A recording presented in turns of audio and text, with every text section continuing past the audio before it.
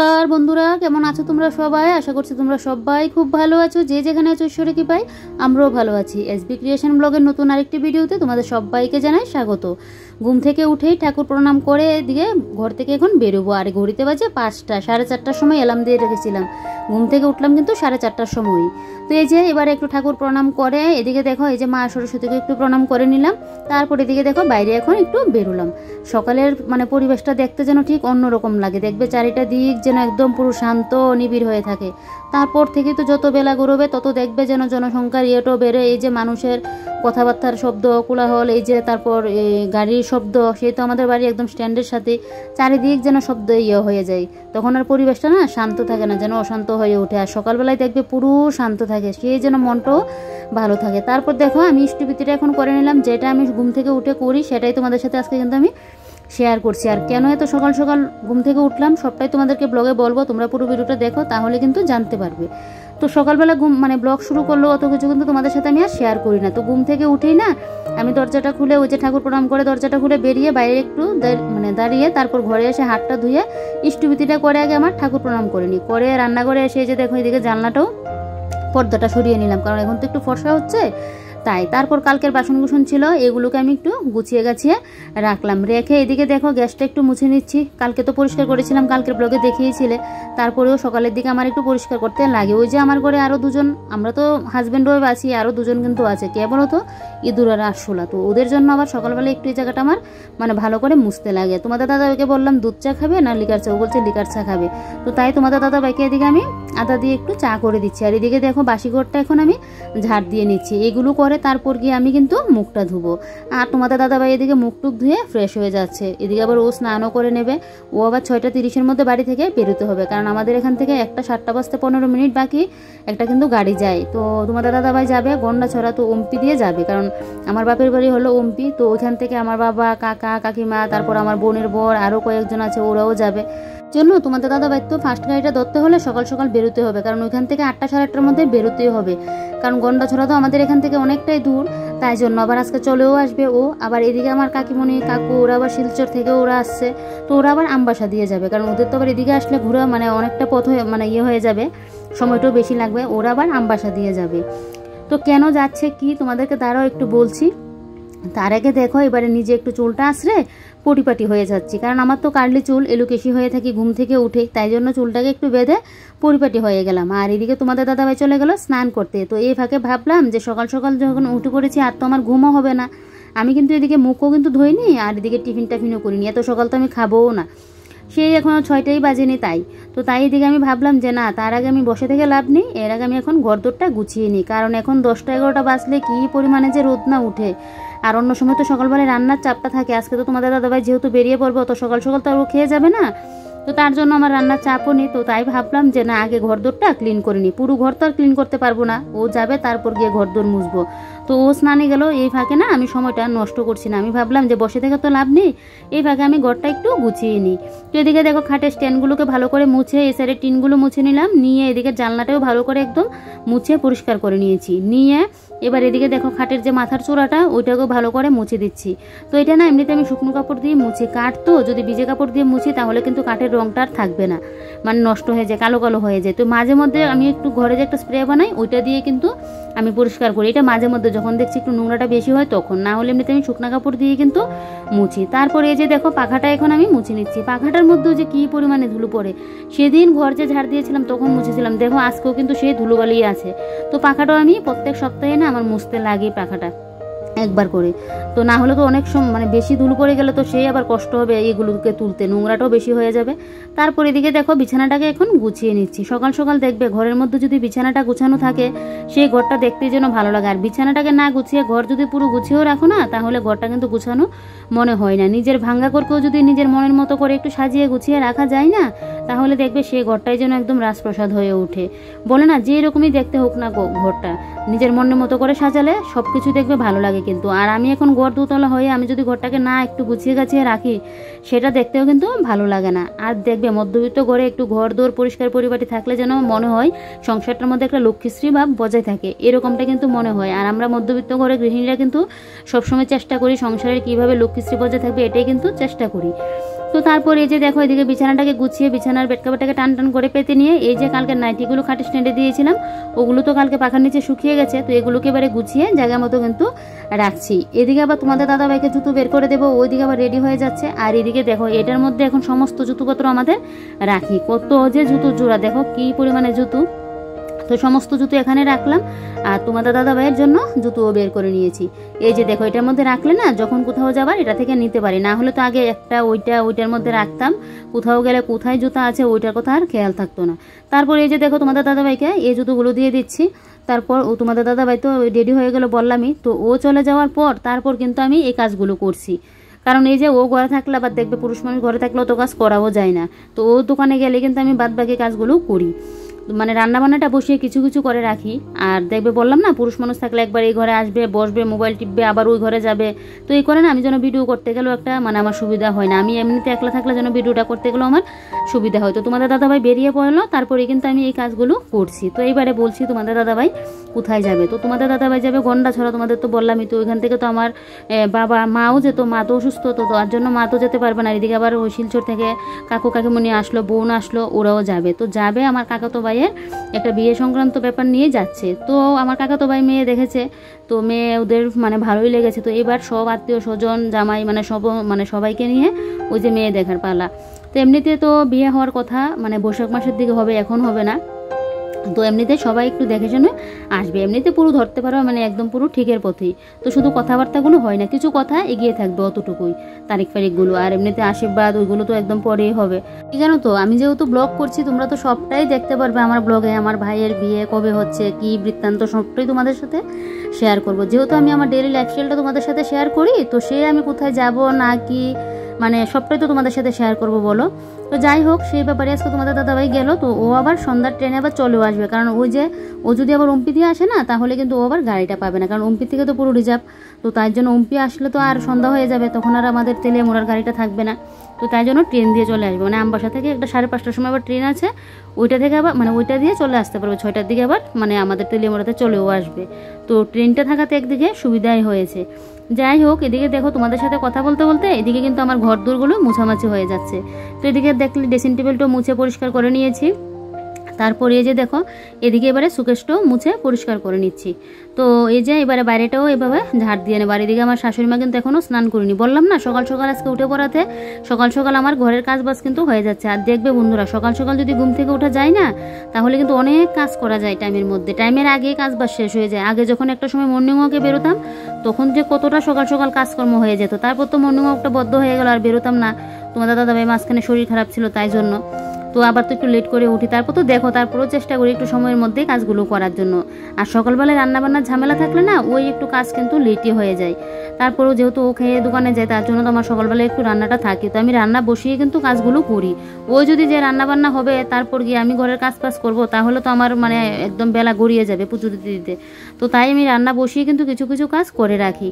তো এবারে দেখো পুরো ঘরটাকে সার্ফ জল দিয়ে মুছে নিচ্ছি। তো খাটের তলাটাকেও ভালো করে মুছে নিচ্ছি। আমার না খাটের তলা কিন্তু পুরো খালি, আমার এরকম খালি থাকলে ভালো লাগে খোলামেলা, তাহলে মুছতেও পারি।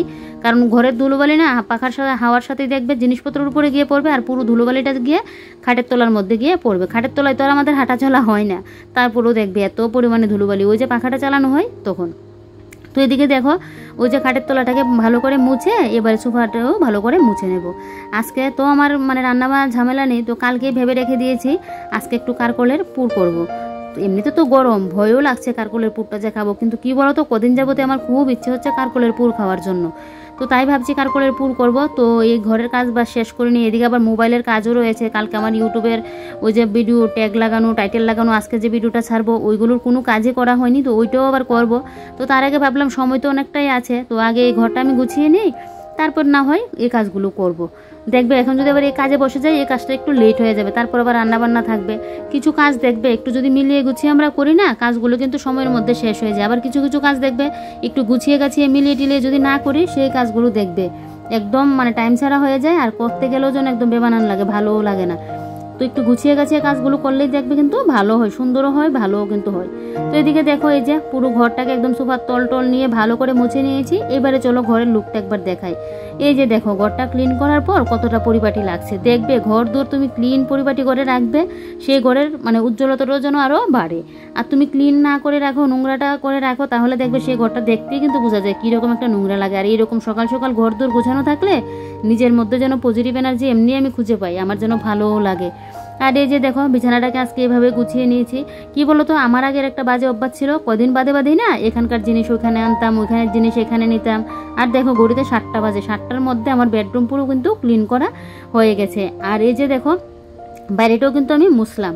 ওই যে দেখো বারান্দা নিয়ে পুরো জায়গাটা কিন্তু মানে মুছে নিয়েছি। ঘরটা একটু শুকনো করে মুছলাম, বারান্দাটা একটু ভিজে করে মুছে নিয়েছি। এটা যদি একটু ওই যে 10টা-11টার দিকে মুছতাম না, সাথেই শুকিয়ে যেত, এত পরিমাণে রোদের তাপ। এই রোদের জন্য মনে হয় আমার ট্যাঙ্কির মানে ভর্তি যদি জল পেতাম, ট্যাঙ্কির মধ্যে গিয়ে আমি ঢুকে থাকতাম।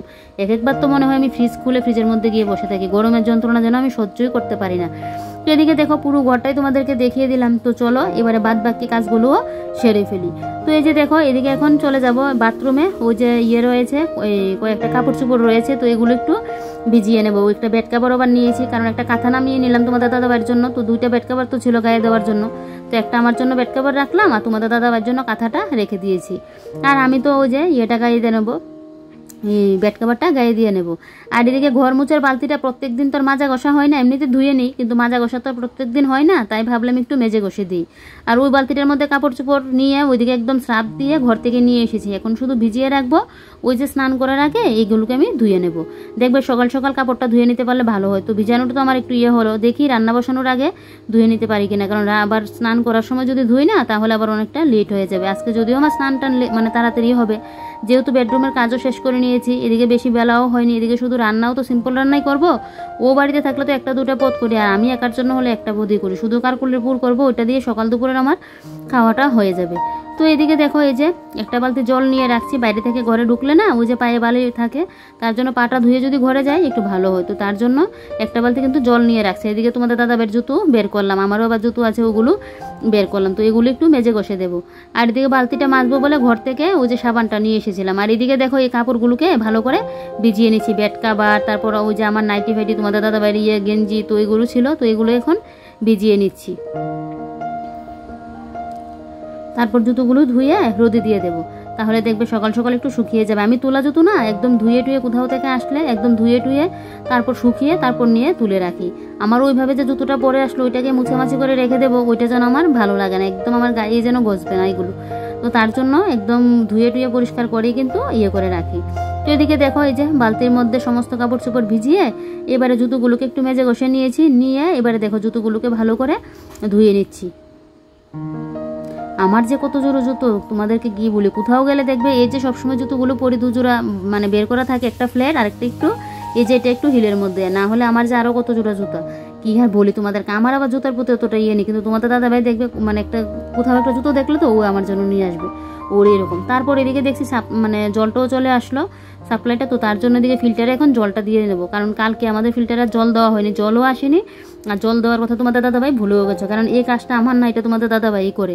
তো এখন দেখছি মানে জলটা কম আসছে, তো তার জন্য ভাবলাম জলটা দিয়ে নিই। তো এদিকে তো আমার আবার হাত ব্যথার আছে, এমনিতে পুজোর কাজকর্ম করছি, সমস্ত কিছু পরিষ্কার পরিপাটি করছি, তার উপর যদি আবার এই বালতিটা আলগি দিই, আবার যদি আমার হাত ব্যথা শুরু হয়ে যায় শেষে আবার বিপরীত হয়ে যাবে। তো তার জন্য কিছু জলটা দিয়ে তারপর কিন্তু ওই যে বালতিটা আমি আলগি দিয়ে দেখো জলটা দিলাম।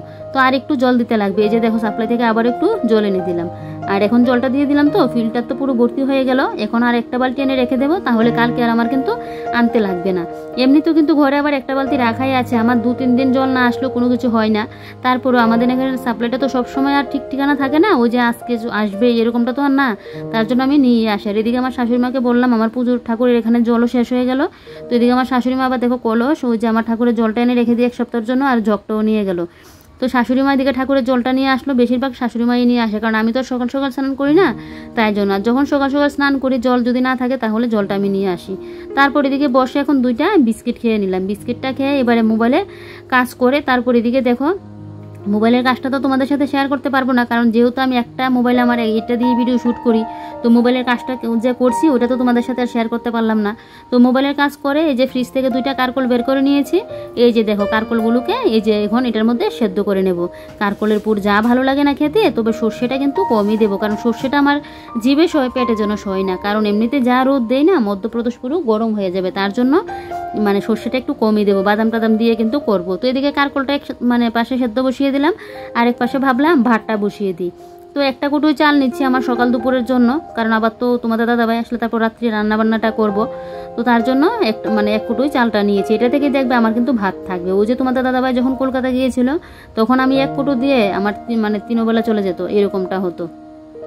তো এদিকে দেখো, এদিকে এই যে চালটাকে ভালো করে এখন ধুয়ে নিচ্ছি। আজকে চাল ধোয়া জলটা আর রাখলাম না, প্রত্যেক দিন তো চাল ধোয়া জলটা দিই না, তো প্রত্যেক দিন আমার কিন্তু রাখলে জলটা ভালোই হয়, কারণ এই যে জলটা রাখি ওইটা দিয়ে তো সব গাছগুলোর মধ্যে হয় না, তো আজকে আর রাখলামই না। তো এদিকে দেখো ভাতটাও বসিয়ে দিলাম, আর এদিকে কারকলটার মধ্যে একটু নুন দিয়ে দিলাম যাতে সেদ্ধটা ভালো হয়। তারপর এদিকে দেখো ওই যে কাপড়গুলো এখন কেচে নিচ্ছি, তো বেড কাভারটা কেচে নিচ্ছি, আর এদিকে বাদ বাকি কাপড়গুলো কিন্তু কাঁচা হয়ে গেছে। তো এবারে কাপড়গুলোকে ধুয়ে মেলে দিতে পারলেই বেশ, তারপর গিয়ে আমি কারকলের পুরটা করব। তো আগে কারকলের পুরটাই করতাম, তো ভাবলাম যে না আগে কাপড়গুলো ধুয়ে দিই, কারণ কেন বলো তো, সকাল সকাল দিয়ে গেলে দেখবে যদি ধুয়ে দিতে পারি তাহলে আমার রান্নার সাথে সাথে কাপড়গুলোও শুকিয়ে যাবে, তাহলে স্নানে যাওয়ার আগে আমি একদম কাপড় চোপড় গুছিয়ে তারপর আমি করতে পারবো, স্নানে যেতে পারবো। তো তাই জন্য কিন্তু কাপড় চোপড়গুলো আগে কেচে দিয়ে দিয়েছি। আর যা রোদ, দিনে মনে হয় 4-5 বার কাপড় ধুয়ে কাপড় শুকানো যাবে, এত পরিমাণে রোদ, বাপরে বাপ। আজকে তো যেন আরও গরমটা লাগছে, যত সকাল সকাল কিন্তু এরকমটা ছিল না। দেখো আমি যে ঘর দূর গুছালাম কোনো অসুবিধা হয়নি, এখন যত বেলা হচ্ছে ততই যেন কষ্ট হচ্ছে। আর ওদের তো যেন আরও সুবিধা হয়, গাড়ি দিয়ে এখন গাড়ি যায়নি, যদিও গাড়িতে উঠলে একদম পুরো ঠান্ডাই, মানে যখন গাড়িটা ছাড়ে না তখন দেখবে হাওয়া লাগলে কিন্তু অতটা লাগে না। তো তারপরেও গরম তো প্রচণ্ড, দেখবে এক জায়গা থেকে কোথাও গেলেও যেন একটা অসুবিধা হয়। যাই হোক, কাপড় বেড কাভারটা মেলে এদিকে দেখো এখন এই যে মিক্সার গ্রাইন্ডারের মধ্যে লঙ্কা, তারপর কিছুটা সর্ষে আর দিয়ে দিলাম বাদাম। আজকে আর পোস্ত দিলাম না, পোস্ত আমার ঘরে আছে, তারপরে আমি পোস্তটা কিন্তু দেইনি। তো এদিকে পেস্ট করে নেবো, আর এদিকে পেঁয়াজ কুচি করে নিয়েছি। তো এদিকে দেখো এখন পেস্টটা করে তারপর এদিকে কারকলের পুরটাকে ভালো করে একদম ফ্রাই করে নেবো, তারপর করব। জানি গরম, কিন্তু কি করব বলো, যখন যেটা মন চায় না খেতে সাথে সাথে খেয়ে নিলেই ভালো হয়, কারণ মানুষের এখন দেখবে 1 সেকেন্ডের কিন্তু বিশ্বাস নেই। বলবে যে সুস্থ মানুষ, কিন্তু কার যে কখন কি হয়ে যায় কেউই কিন্তু বলতে পারে না। ভগবান যে আমাদের কার ভাগ্যে কি লিখে রাখে, কালকে কি হবে সেটা কিন্তু আমরা কেউই বলতে পারি না। তার জন্য যখন যেটা মন চায় তখনই খেয়ে নেওয়া ভালো।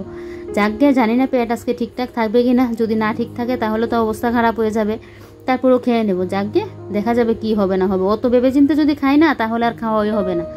তো একটা সময় দেখবে খাওয়ার সময় যদি না খাই না, তারপর দেখবে একটু যখন বয়সটা হবে তখন আবার এই রোগ হবে, ওইটা হবে, এইটা হবে। এখন তো মানুষের সুগার, প্রেশার, ইউরিক অ্যাসিড ওগুলো হলে তো আর খেতেই পারবো না। তাই যখন সুস্থ আছি একদম মন ভরে পেট ভরে একদম খাওয়া দাওয়াটা করব। তারপর অসুস্থ হয়ে গেলে, রোগী হয়ে গেলে তখন তো এগুলোকে একটু বাছাই করে খেতেই লাগবে বলো। আর এখন থেকে যদি না খাই যে অসুখ হবে কিনা, মানে পেট হবে কিনা, এই ভাবলে তো আর খেতেই পারবো না। যাকগে, তো এদিকে দেখো এবারে খাওয়া দাওয়া রান্নাটা বসিয়ে, রান্না বলতে কি ওই যে কারকলের পুরগুলো, তো এগুলো করে এদিকে দেখো আমি কিন্তু রান্নাঘরটা এবারে পরিষ্কার করে নিচ্ছি। রান্নাঘরটা পরিষ্কারই আছে, কালকে পরিষ্কার করেছিলাম, তো তার জন্য এই সাইডটি তো আমার মুছতেই লাগে, এটা তো তোমরা জানোই। এগুলো যেহেতু আমি এখানে তরকারি পাতি কাটি, এই জায়গাটা আমার নোংরা হয় তাই। আর এদিকে দেখো এই জায়গাটা মুছে এই সাইডের টিনগুলো এখন মুছে নিচ্ছি, দুপাশের টিনগুলো। তো এদিকে বোতলও কতগুলো খালি পড়েছে, কতগুলো বলতে কি 2-3টা বোতল, এখানে একটা বোতল, আর এদিকে তোমাদের দাদাভাই দোকানের বোতলগুলোও পড়লো। আজকে আমাদের এখানে কিন্তু আবার বাজারটা বন্ধ, একে তো তোমাদের দাদাভাই ওখানে গেল, আর যদি বাড়িতে থাকতো আজকে কিন্তু তোমাদের দাদাভাই বাড়িতেই থাকতো, দোকানে যেতে পারতো না, কারণ আজকে আমাদের এখানে দোকানটা বন্ধ দিয়েছে, একজন মারা গিয়েছে, তো তার জন্য 12 ঘন্টা দোকানটা বন্ধ। তো তাই জন্য তো সন্ধ্যার পর থেকে আবার দোকানে যেত, আর সন্ধ্যার পরে দেখবে সারাটা সকাল থেকেই একরকম, কিন্তু ওই দোকান যদি বন্ধ দেয় না সন্ধ্যার পরে তো আবার লুকও হয় না। না হলে এমনিতে যখন খোলা থাকে তখন আবার হবে সন্ধ্যার পর, কিন্তু দোকান বন্ধ যাওয়ার পর সারাদিন সন্ধ্যার পরে যেন অতটা লুক ঠিকঠাক হতে চায় না। তো না হলে তোমাদের দাদাভাই আজকে সারাদিন বাড়িতে কিন্তু থাকতো। তো এইদিকে দেখো এই যে তোমাদের দাদাভাইয়ের দোকানে বোতলগুলোকে একটু মেজে ঘষে দিচ্ছি। এগুলো আমি প্রত্যেক দিনই মেজে ঘষে দিই, আবার কোনো দিন দেখবে 2 দিনও চলে যায়, মানে মাজতে ঘষতে লাগে না। তো যখনই দেখি না সবসময় চেষ্টা করি একটু মানে প্রত্যেক দিনের বোতলটা প্রত্যেক দিনে ধুয়ে দেওয়ার জন্য। ঘরের বোতলগুলো তো আর প্রত্যেক দিন ধুতে লাগে না, কিন্তু যেহেতু দোকানপাটে নিয়ে যায় তাই। যদিও একবার তোমাদের দাদাভাইয়ের আলাদা করে বোতল, আর এমনিতে যে কাস্টমাররা আসে যখন ওরা জল চাই ওদেরকে তো দিতে লাগে বলো, মানুষ তো সবারই তো মানে জল তেষ্টাটা পাই বলো, জল ছাড়া তো আমরা বাঁচতে পারবো না। তো ওদের জন্য আলাদা করে বোতল রাখা আছে, ওই যে আমি বাড়ি থেকে কিন্তু জল দিয়ে দিই। আর এমনিতে আবার তোমাদের দাদাভাইয়ের জন্য বোতল আলাদা করে রাখা, ওই বড় বোতলগুলো দিয়ে তোমাদের মানে কাস্টমারের জন্য রাখা, আর ছোট বোতল দিয়ে তোমাদের দাদাভাইয়ের জন্য রাখা। তো ওইগুলো বড় বোতল দিয়ে না মানে একদিন যদি 2 বোতল নিয়ে নিই তাহলে আর কিন্তু নিতে লাগে না আবার 2 দিন সমানে, কারণ প্রত্যেক দিন তো আর কাস্টমার চায় না, 1-2 জন চাইলো দিল এরকম। আর ছোটো বোতলগুলো দিয়ে মানে সবসময় দিতে লাগে প্রত্যেক দিনই। তো এদিকে কারকলের পুর নিয়ে নিয়েছি, বাঙালির একটা সেরা খাবার বলতে পারো এটা। আর এদিকে নিয়েছি 1 পিস লেবু। তারপর এদিকে খাওয়া দাওয়াটা করে এদিকে দেখো আমার কাপড়ও শুকিয়ে গেছে, বললাম না রান্না হতে হতে এদিকে আমার কাপড় চোপড়ও শুকিয়ে যাবে। তো এবারে বেড কাভারটাকে গুছিয়ে নিলাম, নিয়ে জায়গা মতো রেখে দেবো। আর বাকি 1-2টা রয়েছে, এগুলো শুকায়নি, এগুলো পরে শুকিয়ে যাবে। আর এই যে দেখো তোমাদের দাদাভাইয়ের সাথে সেদিন আবার মাল মিলাতে যে বসেছিলাম বললাম তোমাদেরকে, আমি তো আর মিলাইনি, তোমাদের দাদাভাইকে একটু হেল্প করলাম, কারণ অনেক কাজ থাকে তো ওইগুলো মানে করা। তো সেদিন তো আর ব্লগ করিনি, তাই তোমাদের সাথে এগুলো শেয়ার করতে পারিনি। তো ওখান থেকে আবার আমি একটা জোড়া কানের রাখলাম আমার জন্য।